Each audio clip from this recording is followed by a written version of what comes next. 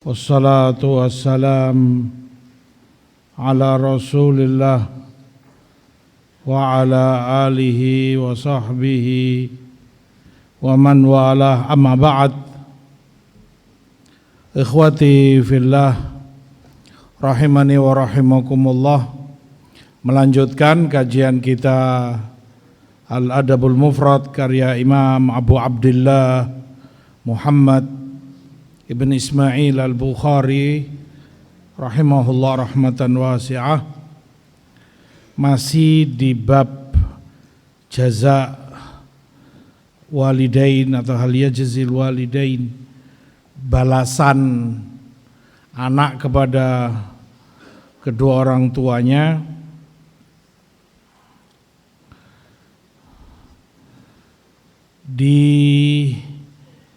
Disebutkan permasalahan ini,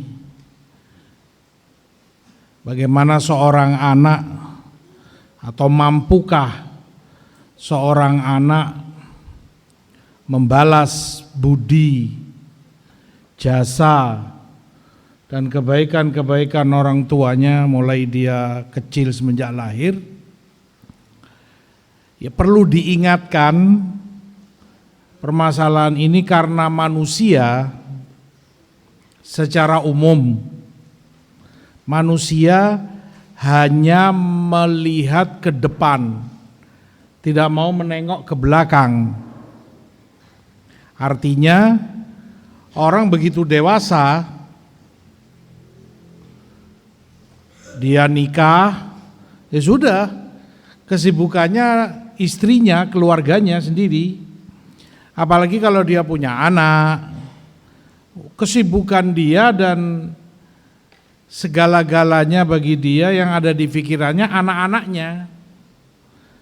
Bagaimana nasibnya, pendidikan mereka, kesehatan mereka, kesejahteraan mereka, itu yang mengambil porsi besar dalam pikiran dan hati dia ke depan.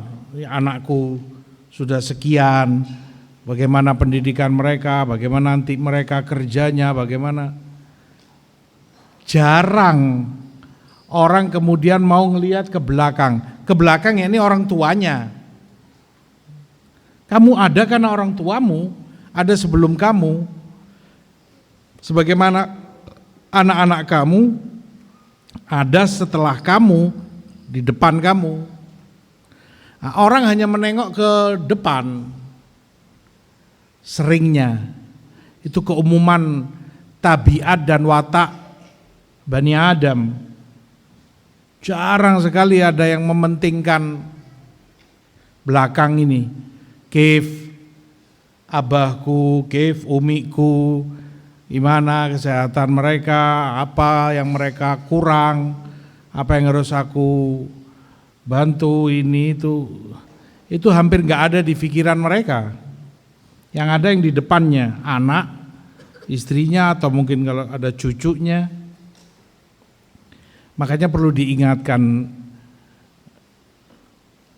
agar kamu itu menengoklah ke belakang. Ingatlah kepada kedua orang tuamu. Makanya Allah sebutkan itu dengan maf'ul mutlak. Wabil walidain ihsana. Ihsana maf'ul mutlak, yakni ahsinu atau antuhsinu ilal walidain ihsanan. Maf'ul mutlak itu menunjukkan tekanan, penegasan. Betul-betul hendaknya kamu berbuat ihsan, berbuat baik, berbakti kepada orang tuamu. Penegasan tuh kayak gini misalnya. Kalau kamu mau menegaskan, oh betul-betul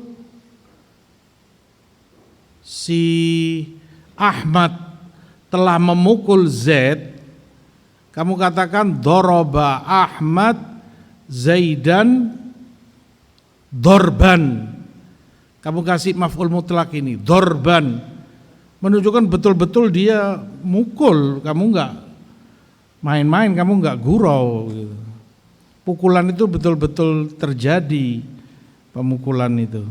Nah, ihsanan seperti itu, betul-betul hendaknya kamu berbuat baik.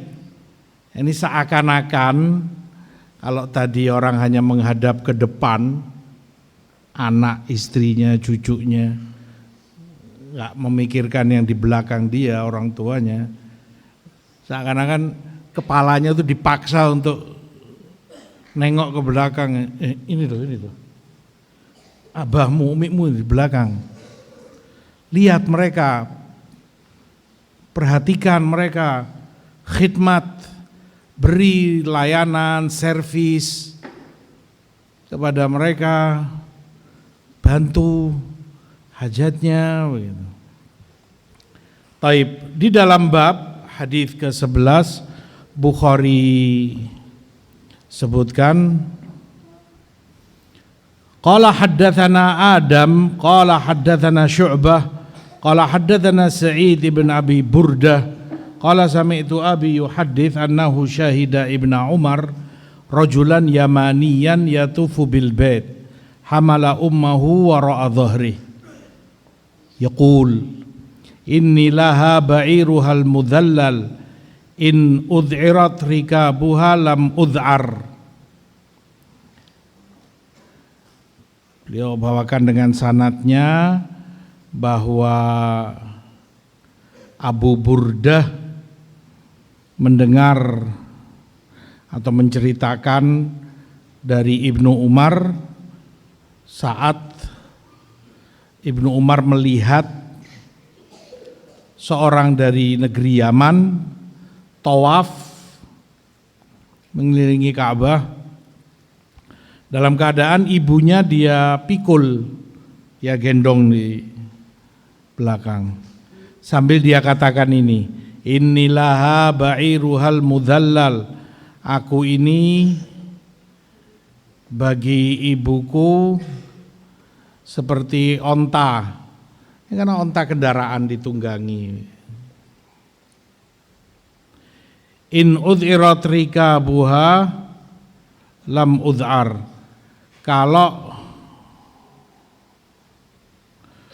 onta itu masih bisa capek, ya dia binatang tentu ya ada kalanya capek, berot. Kalau sudah capek berot itu nggak mau jalan dia, kamu tunggangi suruh jalan dia nggak mau, ya kan dia capek. Kamu ajak kerja seharian, kamu suruh ngangkut, bawa ini itu kalau onta. Tapi kata dia katakan, aku nggak akan pernah merasa capek. Kapanpun ibunya mau tawaf minta digendong di belakangnya, akan dia gendong sambil tawaf di Ka'bah. Tsumma qala, ya Ibnu Umar, aturani jazaituha, wahai Ibnu Umar, menurutmu apa aku sudah cukup membalas budi dan jasa ibuku? Qala la wala bizafratin wahidah, tidak, kata Ibnu Umar, bahkan tidak dengan sekali nafas saat dia melahirkanmu. Ma'ruf, yang punya istri tentu tahu bagaimana susah dan perjuangan seorang ibu ketika mau melahirkan bayinya. Dia akan sering melakukan itu zafrah. Zafrah itu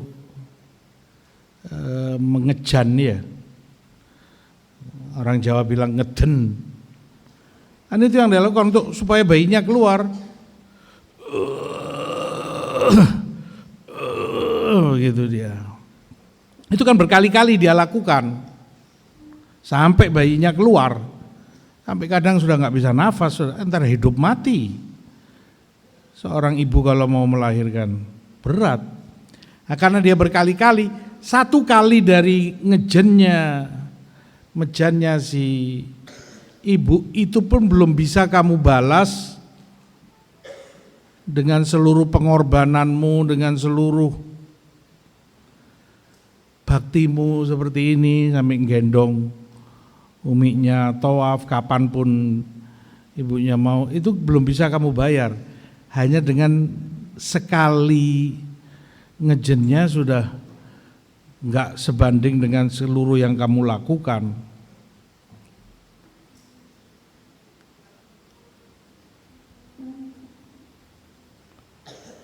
Thumma tawafa Ibnu Umar, lalu Ibnu Umar tawaf, fa'atal magam, fa shalla raka'atain. Lalu beliau ke makom Ibrahim alaihissalam, beliau sholat di situ 2 rakaat. Lalu beliau katakan, ya bna Abi Musa, wahai anak Abu Musa, inna kulla raka'atain tukaffiran ma amamahuma. Setiap 2 rakaat sholat sunnah ini seusai tawaf menghapus dosa-dosa yang di hadapannya. Demikian Bukhari bawakan kisah seorang dari negeri Yaman ini yang padahal sudah sedemikian rupa luar biasa baktinya kepada ibunya. Tapi bab memang dibawakan oleh Bukhari untuk menjelaskan seberapapun, bagaimanapun orang melihat ini anak luar biasa baktinya kepada orang tuanya, ini anak besar sekali khidmat, layanan, bantuan dia, ihsan kepada orang tuanya, tetap gak akan bisa menandingi jasa dan budi, kasih, cinta, sayang yang orang tua dia berikan semenjak dia bayi. Bagaimana bisa menyaingi? Jauh.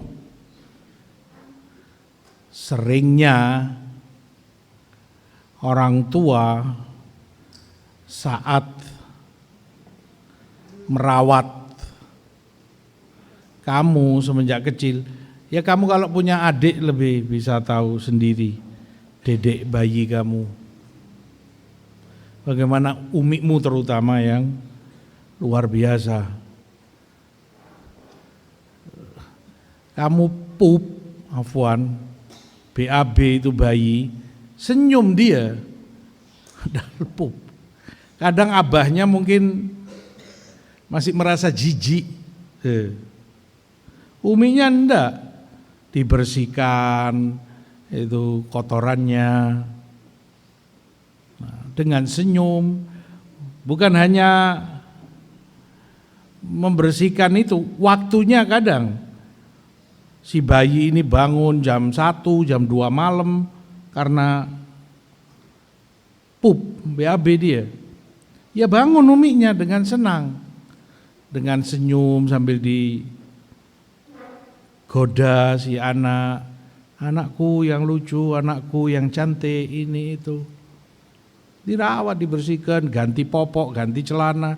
Ya antum tahulah para suami bagaimana perjuangan istrimu. Semua itu dia lakukan dengan penuh harap supaya kamu sehat, tumbuh kembang dengan baik, semakin besar. Kamu sakit, dia gelisah,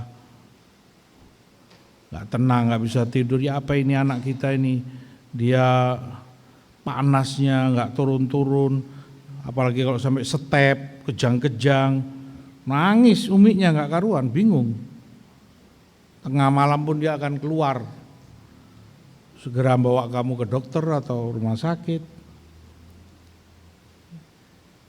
Sementara anak seringnya kalaupun dia berbakti kepada orang tuanya dengan kesal, dengan perasaan jengkel,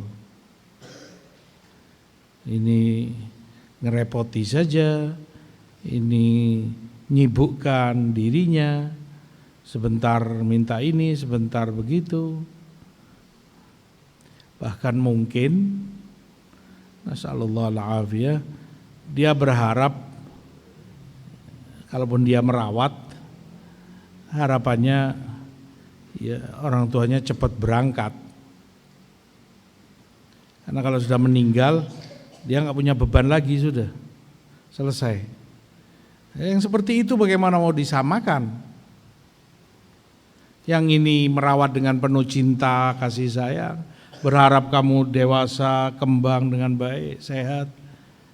Yang kamunya sebagai anak, kalaupun berbakti, ya, begitu orang tuanya mati, senang. Ya mungkin nangis, sedih, wajar, tapi senang dalam sisi sudah nggak ada beban dia yang ngerepoti dia, harus ngerawat ini itu. Nah, al-muhim seperti yang Ibnu Umar katakan, dengan sekali mejennya ibumu saat melahirkanmu, kamu nggak bisa bayar dengan segala baktimu yang kamu berikan kepadanya.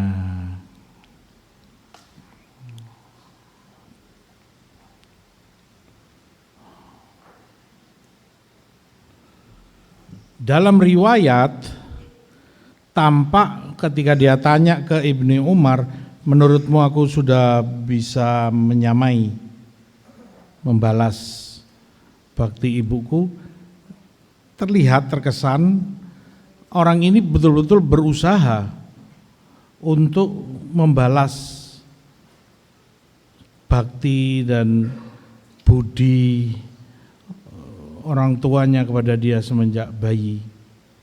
Dan di satu sisi baik, ya dia berusaha, Masya Allah, pingin membalas kebaikan orang tuanya, dia balas budi. Dia sekarang meluangkan waktu dan tenaganya demi untuk orang tuanya. Dan begitu seharusnya setiap anak berusaha bagaimana bisa membalas kebaikan dan budi orang tuamu kepada dirimu.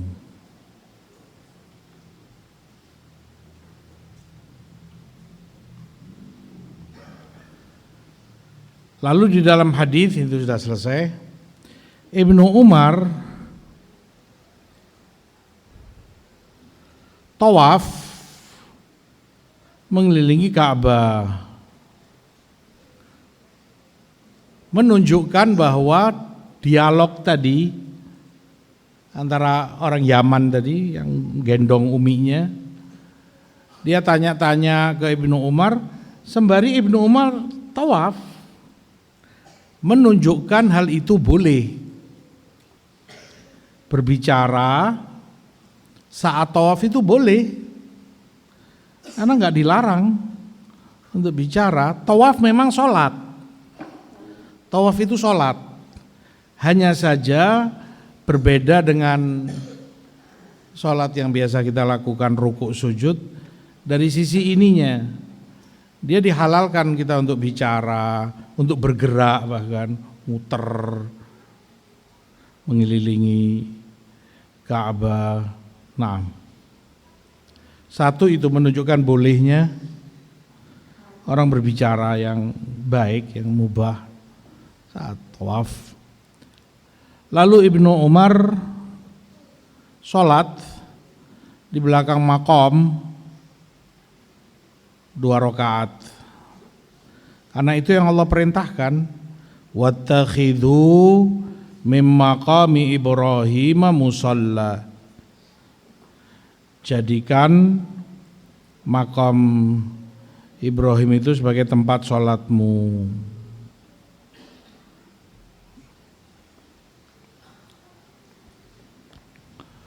Kata Ibnu Umar, 2 rakaat ini keutamaannya menghapus dosa dan mengangkat derajatmu.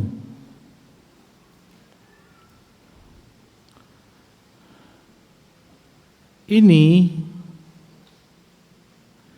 menjelaskan kepada kita sunnahnya sholat 2 rakaat di belakang makam Ibrahim setelah tawaf.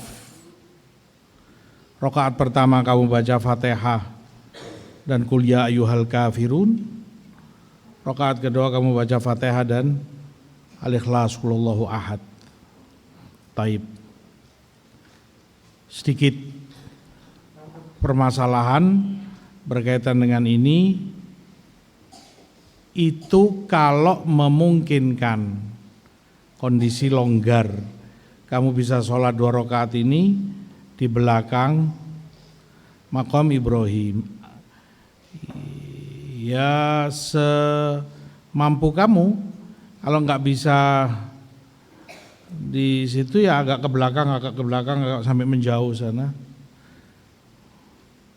Karena banyaknya orang yang tawaf di situ. Sampai kalau tidak memungkinkan ya sah saja, ulama sebutkan kamu lakukan di mana saja, karena kondisi kadang nggak mungkin.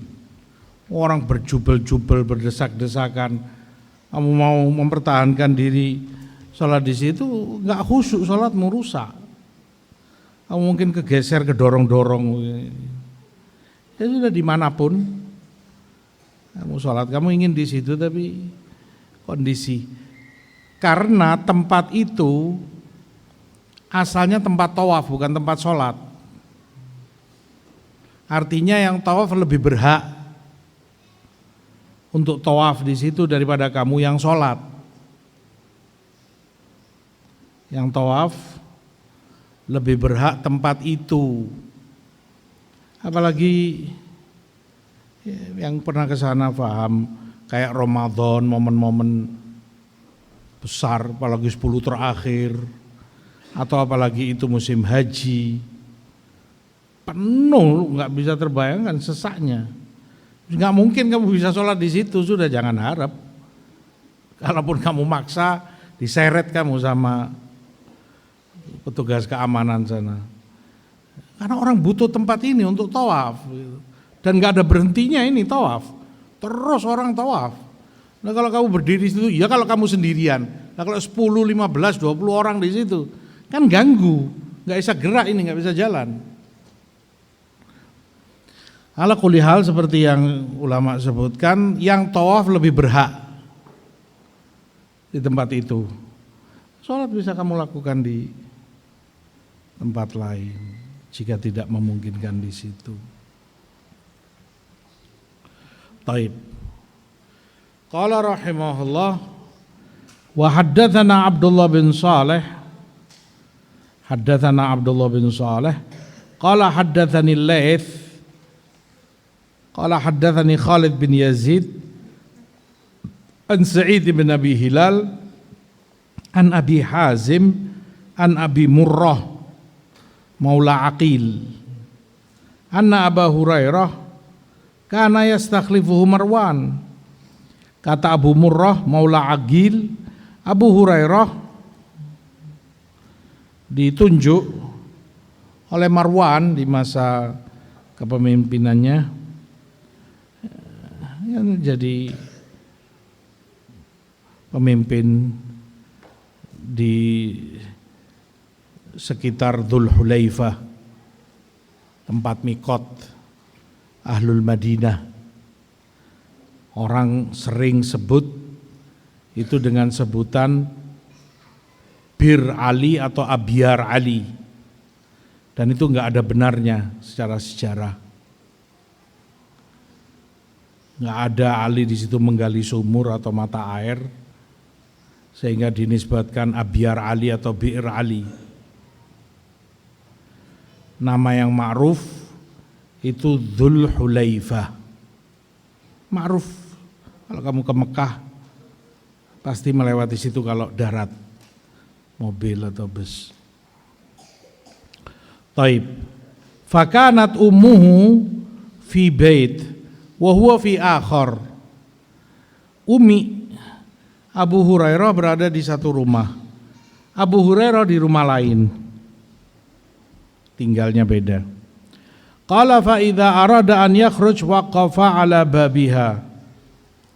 Faqal assalamu alayki ya ummatah wa rahmatullahi wa barakatuh.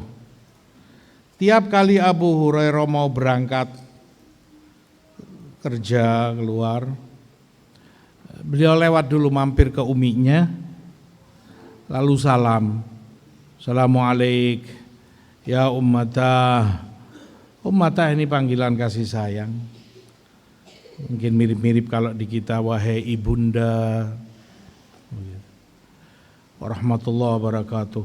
Fataqul, dan dijawab oleh uminya, wa alaikassalam ya bunai warahmatullahi wabarakatuh. Waalaikumsalam wahai ananda. Fayaqul rahimakillah kama rabbaitani shaghira. Lalu Abu Hurairah doakan, semoga Allah merahmati ibunda sebagaimana dari aku kecil dulu merawatku, membesarkan aku. Fataqul, dijawab oleh ibunya, rahimakallah kama barartani kabira. Kamu juga semoga dirahmati Allah ananda karena kamu berbakti kepadaku saat kamu sudah dewasa besar seperti ini. Tsumma idza arada an yadkhul sana'a mithlahu. Lalu beliau berangkat. Nanti pulang sebelum masuk rumah, sebelum ke rumah dia, kembali Abu Hurairah mampir ke uminya dulu. Mengucapkan yang sama, assalamu alayki ya ummata wa rahmatullah wa barakatuh. Jazakillah khairan kama rabbaitini shaghira. Nah, uminya pun jawab yang sama.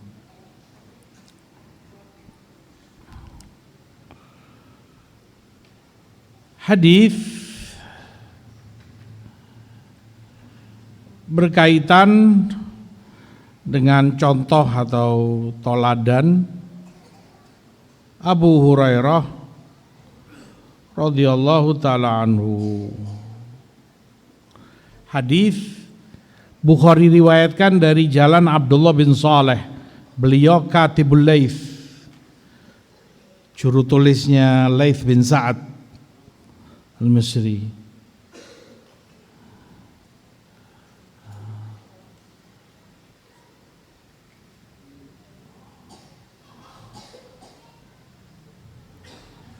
Dari Laits bin Sa'ad, Laits bin Sa'ad imam besar di zamannya, faqih Mesir, ulama besar dan fuqaha Mesir di zamannya.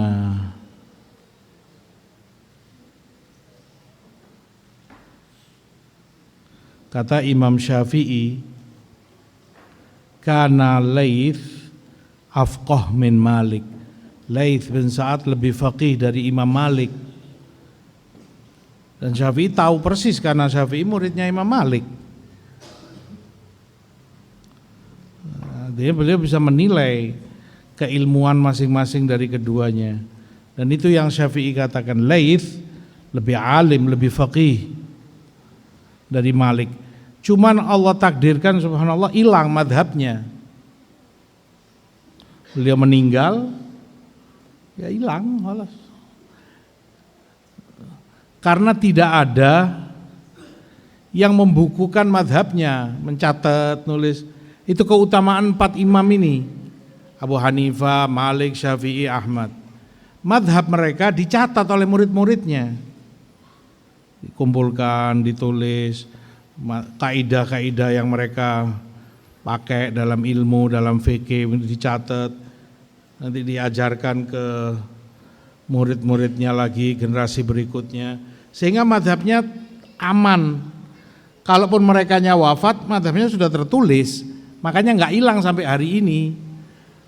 Imam bukan hanya 4 ini, banyak sekali imam-imam Islam yang bahkan keilmuannya nggak kalah dengan 4 ini, bahkan di atasnya, seperti Laits ini tadi, kata Syafi'i.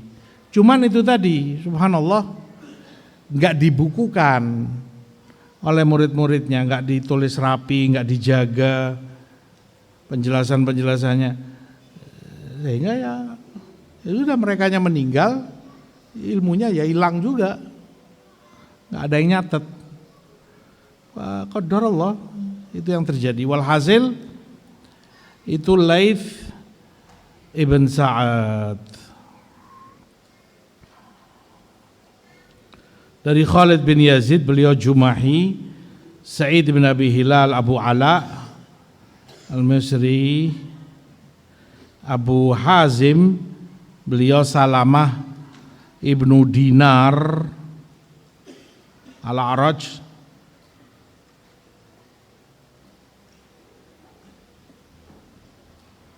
Abu Murrah namanya Yazid, disebutkan dia maula Ummu Hani.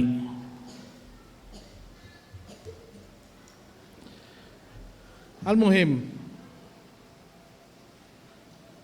kisah yang dibawakan terkait Abu Hurairah yang sering ditunjuk oleh Marwan sebagai penggantinya, yastakhlifu dari istikhlaf.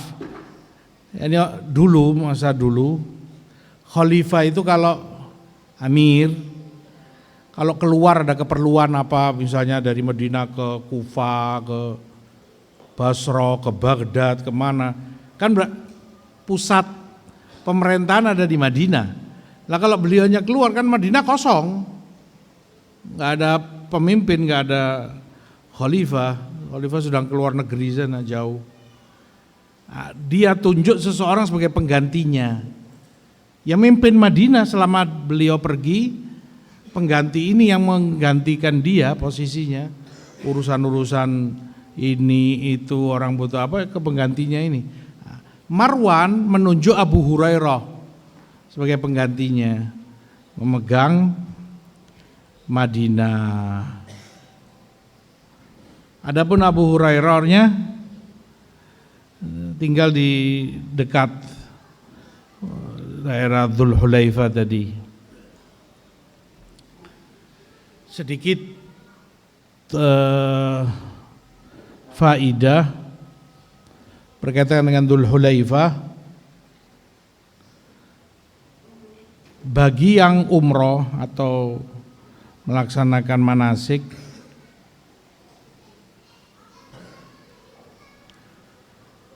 Dzul Hulaifah ma'ruf ada masjid di sana. Disunahkan sholat 2 rakaat di situ, di Dzul Hulaifah. Tapi ingat, itu sholat tidak ada hubungannya dengan manasik, nggak ada hubungannya dengan umroh.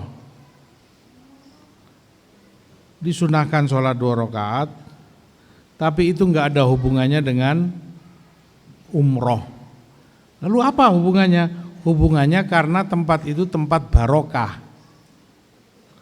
Karena Jibril alaihissalam turun mengabarkan kepada Rasulullah SAW, ya Muhammad, salli fi hadhil buqatil mubarakah. Wahai Muhammad SAW, salatlah di tempat yang barokah ini. Maka karena keberkahan tempat, beliau salat 2 rakaat di situ. Bukan karena itu manasik umroh. Gak ada hubungannya. Jangan kamu anggap termasuk manasik adalah sholat 2 rakaat di Dzul Hulaifah. Tidak. Gak ada hubungannya dengan manasik. Misalnya kamu gak sholat, ya gak apa-apa. Itu sunnah karena tempat itu barokah saja. Kamu di sana cuman wudhu, mandi misalnya pakai ihram, kembali ke kendaraanmu, gak masalah. Gak ada hubungannya sama manasik.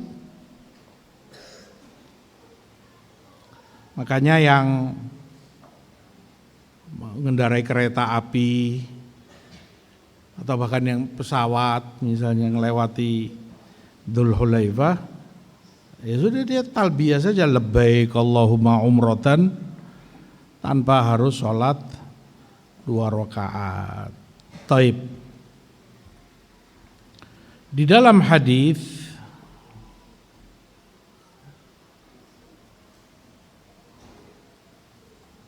Abu Hurairah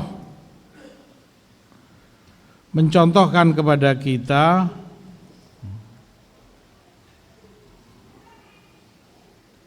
bagaimana bakti seorang anak kepada ibunya terutama, dan bakti Abu Hurairah kepada ibunya sangat luar biasa besar, termasuk bahkan itu bakti yang sangat besar, bahkan Abu Hurairah lah sebagai sebab keislaman uminya. Uminya asalnya kafirah, musyrikah, tapi dengan doa dan perjuangan Abu Hurairah sampai uminya masuk Islam. Ya semula Abu Hurairah sangat sedih. Ya wajar, namanya anak. Kif uminya kafir, jadi apa nanti di akhirat. Terus didakwai Islam oleh Abu Hurairah.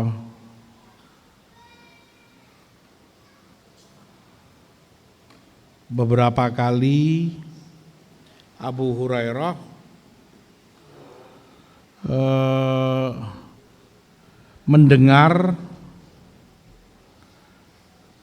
dari uminya, ya namanya orang kafir, ya mencela Rasulullah SAW, apa Muhammad itu ini, dan itu menyakitkan hati Abu Hurairah. Abu Hurairahnya muslim, sahabat.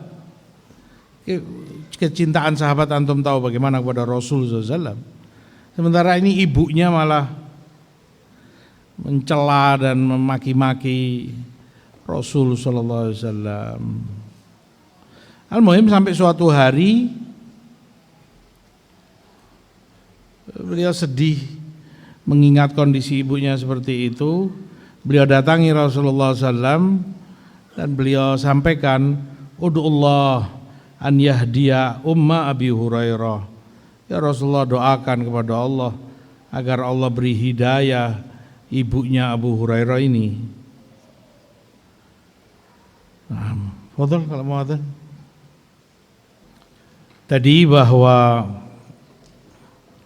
Abu Hurairah meminta kepada Rasul Sallallahu Alaihi Wasallam untuk mendoakan uminya, maka Rasul doakan, Allahumma hdi umma Abi Hurairah, ya Allah beri hidayah ibu Abu Hurairah.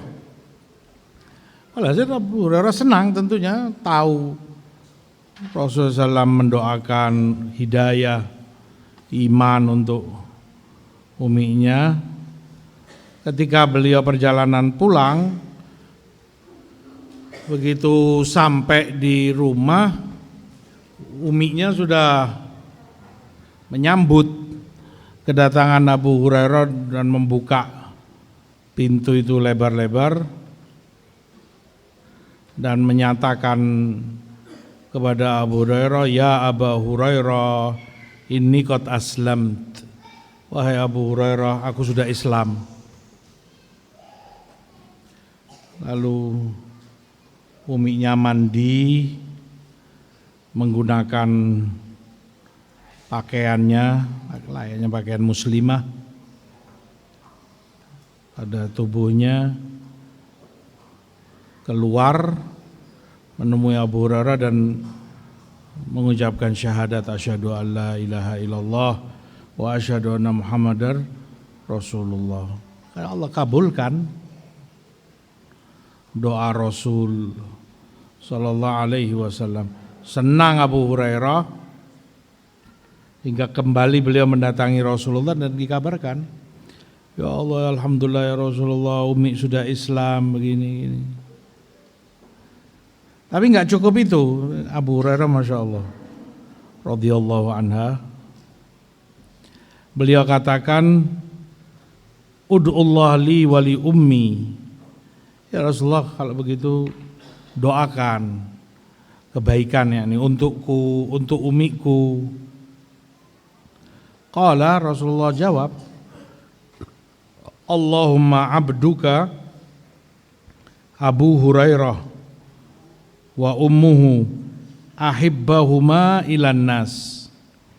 Ya Allah, hambamu ini Abu Hurairah dan juga ibunya, cintakan mereka berdua ke orang. Ini agar dicintai oleh muslimin, oleh mukminin. Maka semenjak itu Abu Hurairah sering mengucapkan Allahumma gfir li Abi Hurairah wa li ummi Abi Hurairah wa liman da'a lahuma. Ya Allah, ampuni Abu Hurairah, ampuni umi Abu Hurairah, dan ampuni setiap orang yang mendoakan kami berdua, beliau dan uminya. Dari situ sampai, karena sering Abu Hurairah katakan itu, disebutkan sebagian salaf itu sampai senang dan bahkan serius, semangat untuk mendoakan Abu Hurairah. Allahumma gfir li Abi Hurairah wa li ummihi, karena berharap dapat doa kebaikan dari Abu Hurairah itu. Ampuni Abu Hurairah, uminya, dan yang mendoakan mereka berdua agar kena doa kebaikan itu, mendoakan mereka berdua.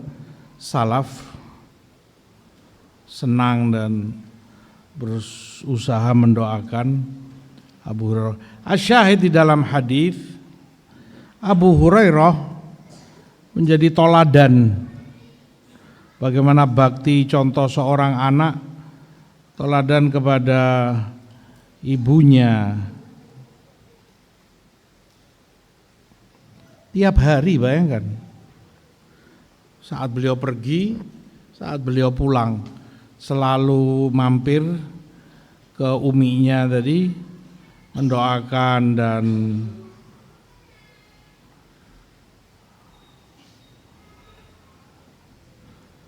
mendoakan baik dan salam kepada ibunya.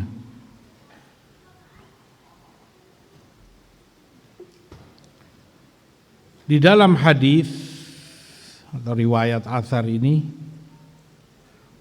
sunnah untuk mengucap salam itu sempurna. Itu secara umum sunnah. Terlebih lagi itu kepada orang yang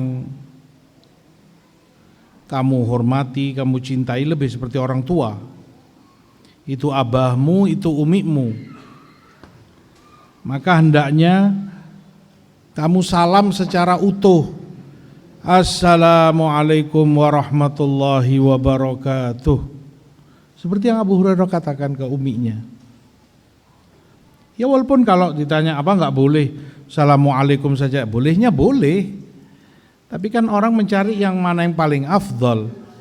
Apalagi dengan itu doa, salam, rahmat, barokah. Dan itu orang yang pantas layak untuk kamu muliakan dan kamu hormati sedemikian rupa, itu orang tuamu.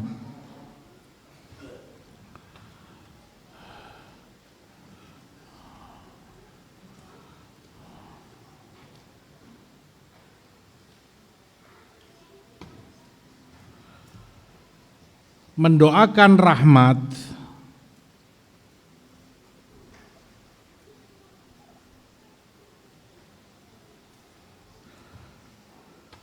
ketika kamu sebagai anak mendoakan rahmat untuk orang tuamu, kan itu yang diajarkan dalam Quran. Wa qur rabbirhamhuma kama rabbayani shaghira, dan katakan, ya Allah, rahmati kedua orang tuaku seperti mereka mendidikku, membesarkan aku dari kecil. Ada korelasi antara kamu mendoakan rahmat bagi orang tuamu dengan mengingat tarbiyah, pendidikan, rawatan yang orang tuamu berikan kepadamu semenjak kamu bayi. Artinya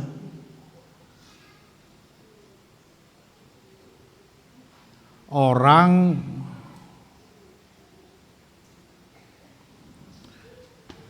akan lebih ditekankan meminta saat dirinya dalam keadaan lalai, lupa.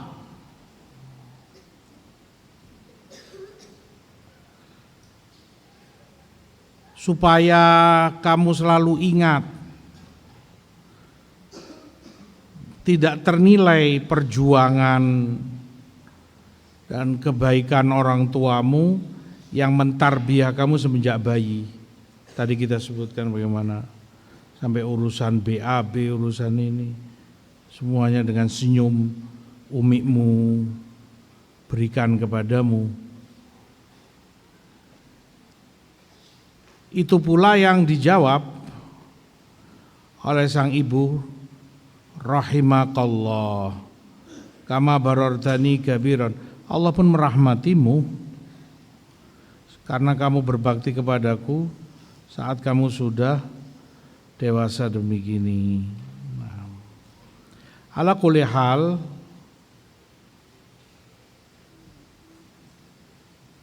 bakti Abu Hurairah ini menjadi contoh nyata bagaimana bakti salaf kepada orang tuanya. Luangkan waktu, ya apalagi kalau dekat rumahmu.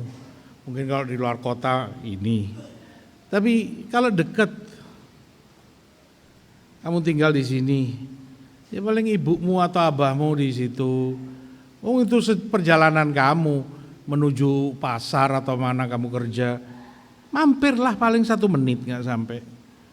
Sekedar membuat mereka senang, salam. Assalamualaikum warahmatullahi wabarakatuh. Ya mungkin bahasa-bahasa sapaan yang membuat mereka senang lah, doa dan sapaan. Ini orang biasanya katakan, Umi bekhair, mi sehat, insyaallah bil afiyah, Allah jaga ini itu. Abi bekhair, kondisinya sehat insyaallah ini itu. Doakan mudah-mudahan selamat, dapat barokah, mau kerja, berangkat. Senangnya orang tua mintai izin begitu. Dia merasa diorangkan istilahnya. Kamu anggap. Kamu setelah itu jalan. Nanti sore malam kamu pulang, sebelum kamu ke rumahmu, mampir lagi. Sama. Assalamualaikum, Abi bekhair, bi apa sehat seharian ini, ada apa-apa insyaallah khair ini itu, Umi bekhair ini itu. Nah pulang dulu, nemu anak istri, wah kata. Tiap hari Abu Hurairah sebelum berangkat, sebelum pulang, sebelum berangkat, sebelum pulang, selalu mampir ke uminya. Nah, dan itu barokah, membuat barokah harimu, karena kamu mulai dengan bakti kepada orang tua, yang itu amalan yang sangat besar di sisi Allah. Perintah setelah tauhid dan iman kepadanya, itu yang kamu lakukan sebelum kamu beraktivitas. Kamu sebagai pedagang, pekerja, petani, apa saja, maka diharapkan lebih barokah harimu, diberi barokah dan kebaikan oleh Allah Subhanahu wa taala. Dimulai hari itu dengan birrul walidain, bakti kepada kedua orang tuamu. Wallahu ta'ala alam. Wa sallallahu ala nabiyina Muhammad. Walhamdulillahirabbil alamin.